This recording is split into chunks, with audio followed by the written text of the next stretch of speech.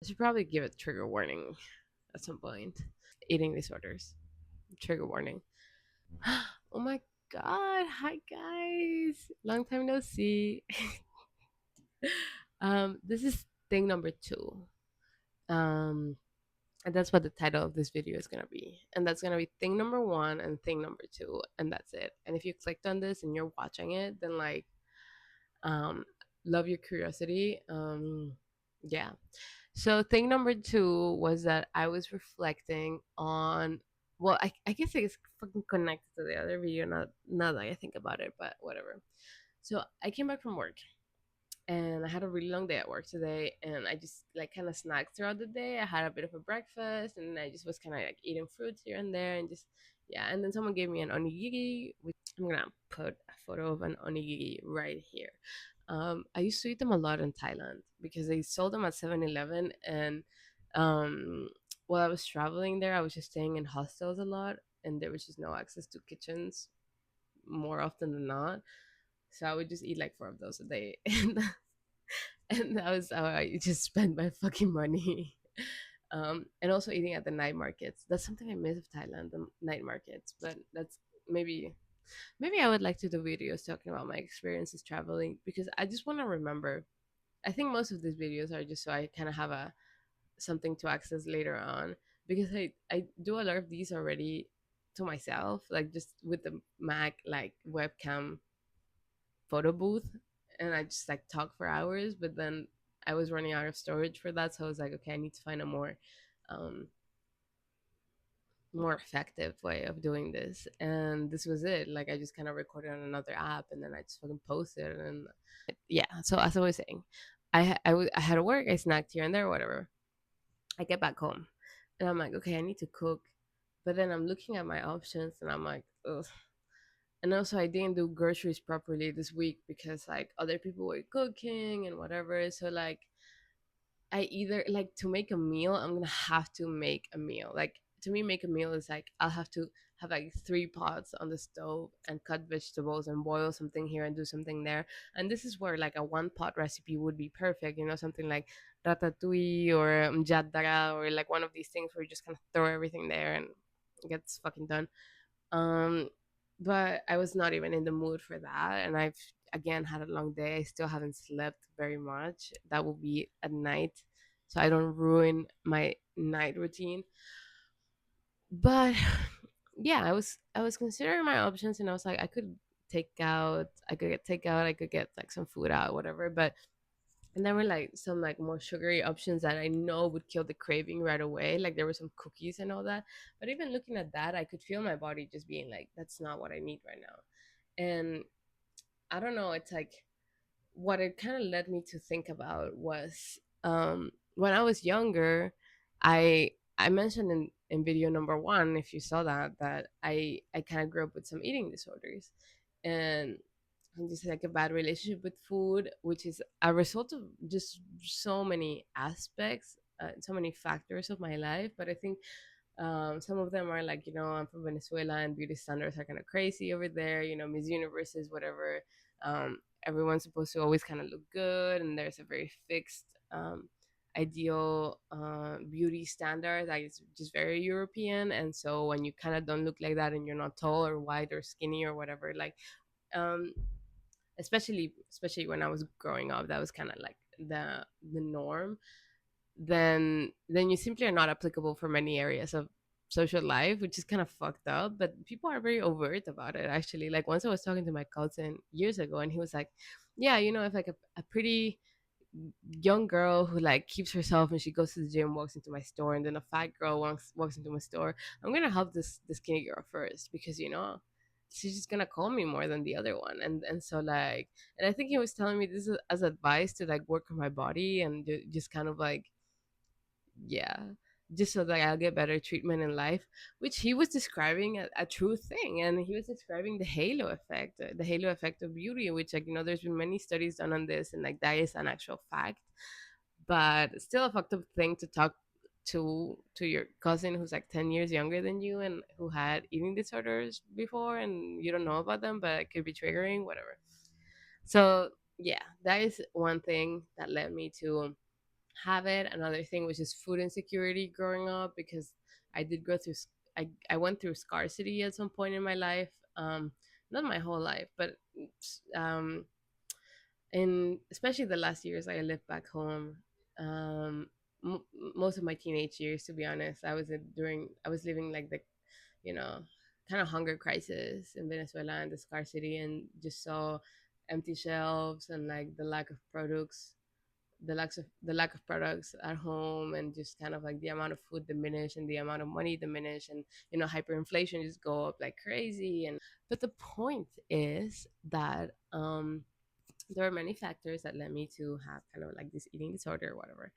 And then after that, that just I've that's why I've always had like weird relationships with food. And that's something that I've noticed more now, because when I came to the United States after that, it's kind of the opposite of where I was living, and it's like a place of consumerism and availability, and obviously like crazy fucking capitalism where everything is available, and like sizes are like super sized, and just like portions are insane, and just people just eat a lot, and obviously there's like a huge obesity problem here, and so everything is available to an extreme quantity. So I feel like I went from extremes, from lack to excess. And it's kind of like, maybe that's why I like Aristotle so much in a way. Or not that I necessarily like him that much, but why I can't avoid him even though I try, because I think a part of me just doesn't like him that much, but I keep finding him in it just like, lack and excess and imbalance. Like just this kind of this it's like the Aristotelian notion of virtue, where he says that, like ideally your virtues are kind of balanced, and he puts them in kind of like a scale. So an example in his book, and I'm taking this from the Nicomachean Ethics, but one example is like courage. He's like, if you are on the excess of courage, then you're gonna be like the first one to run into the battle, and like you're gonna get yourself killed by being an idiot. And if you're in a complete lack of courage, then you are a coward, and then you're fearful, and you're never gonna help your friends or your warrior mates if you guys are in the battlefield and you're gonna go hide. So ideally you'd be in the middle of courage, which is just like just enough cowardice and just enough courage that like you'll go out into the battle and still have fear of death, because you could die, and like it's valid, to feel that emotion. So he just kind of like does that with so many other virtues, and he's like, that's how we should live our lives, whatever.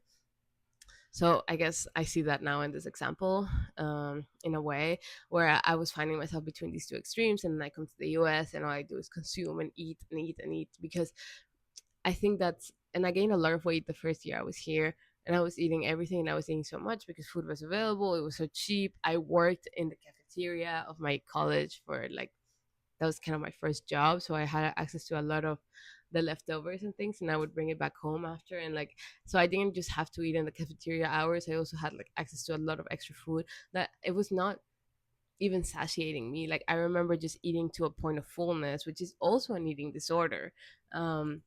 Whereas before I was just kind of like not eating at all. But um yeah, so just kind of being between these two spectrums. I should probably give a trigger warning at some point. um yeah. Eating disorders, trigger warning. Thankfully, time has passed. I've been able to reflect on my relationship with food, my relationship with my body and with nutrition, and also learn like what are the things that I need to keep me healthy, and what are the things that I like, and like why I shouldn't demonize foods, but rather just kind of like, trying to be balanced, trying to be Aristotelian here, even if I don't like the guy that much. um he made a point and I can recognize that. I understood why this place seems like such a paradise for a lot of Venezuelans, because we've had, for some history, if you don't know, there was just like a great wave of migration. This is like from 2013 to 2019. Like this is like kind of the period of strong political unrest. So there was this kind of hierarchy of migration that was created once people started leaving the country, where obviously going to Spain was like the best, and then going to the United States was like probably at the same level, sometimes even higher. Um, and then going to places like Colombia, Peru, Brazil, like anywhere. in Latin America was just kind of in the lower tier, and that's just our own xenophobia and racism because yeah, we were colonized, so obviously we're gonna idolize the colonizer. I moved to Armenia when I first left the country, so I think I was a bit out of the scale because either half my friends didn't know where I was, or the other half were just kind of like, why would you go there? Because there's just really no ties for me there. I don't really speak the language. I don't have family from there. It was I just went to this kind of boarding school program thing that was amazing, and I loved it, and I love Armenia so much. Sigurd Kes Hayastan. I couldn't quite understand the appeal for the United States. And then I moved to the United States and I still couldn't understand the appeal. Also, given where I was living in a small town. I arrived in the middle of winter. It was tough, it was tough, there was not very many enjoyable things about my situation. I arrived during COVID, everything was closed, so obviously I didn't have the most appropriate perspective, but also I ignored the fact that many of the people that I knew who came to the States came with money, or had parents who had jobs, or like kind of sold all their property back home and came with some good funds.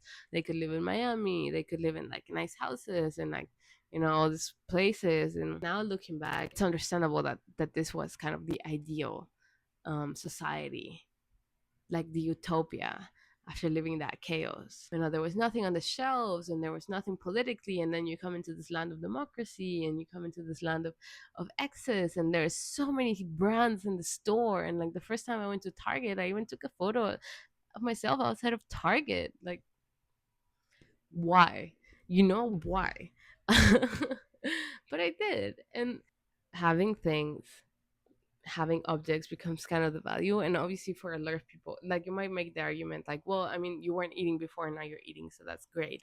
But it's not really just that.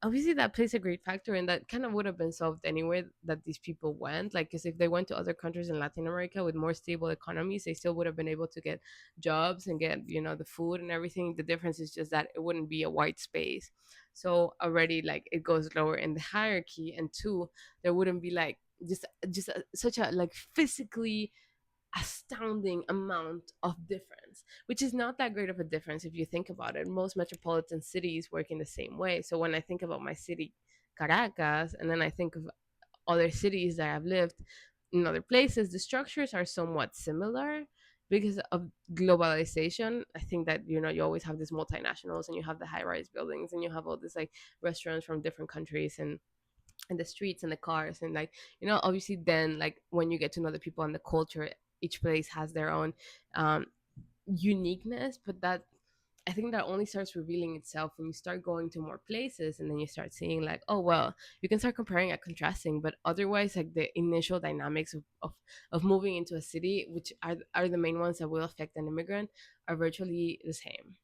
So the things that will stand out are purely visual, which is how people look, how people dress, how many things are in stores, how many floors like your fucking Walmart can have, or how fucking big like the parking lot is, how many cars are in the car dealership by the side of the road, and how many prices, and like so much more expensive and so much more cheap, and just all these possibilities. Like, it's like the possibilities always exist, but in this country they are physically laid out. So that just marks such a difference in comparison to other places where these people could have gone. And I think that's what puts the United States at a higher ranking in this kind of like immigration hierarchy that I'm making in my head right now. I don't know, I just thought that was interesting because I also had that, when I came. It's like, well, I was just eating everything, and I was ordering like Amazon stuff all the time, and I was ordering clothes all the time. Like, I think the first 2 years I lived here, every single paycheck I wasted on something, which is just completely ridiculous, and like, I would always be broke. And then I remember like how much I would get paid, and I'm like, why was I broke? I don't get it. Like, oh, people always make the joke like college students are broke, and yes, I mean, there is that, and then there's like fees that you have to pay for the university and all that. But let's say that you have like access to some extra money through a job, which was my case back then. I had no desire to save that, or to just invest that, or to do anything with that other than spend it, because I had never had the chance to have things before.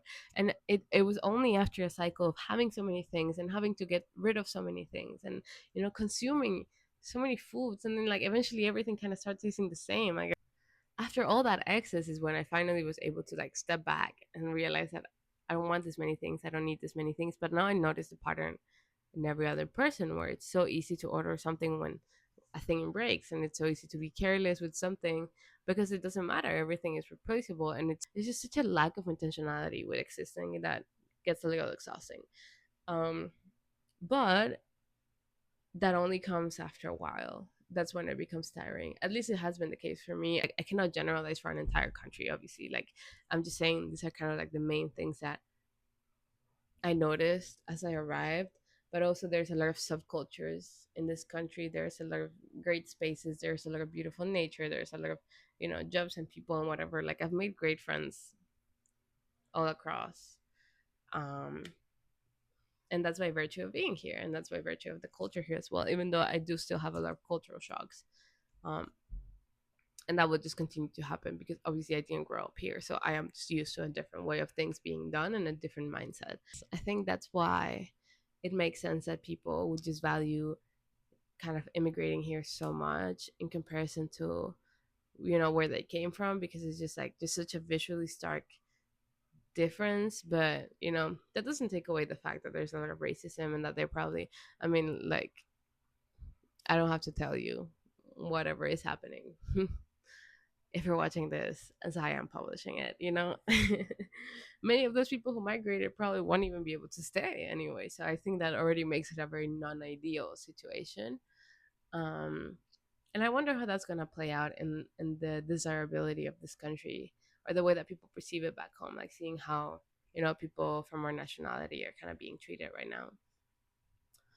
I would hope that it would open some eyes. I would hope that it would cause some reflection, but I guess I can only wait and see kind of like what the social response to this will be.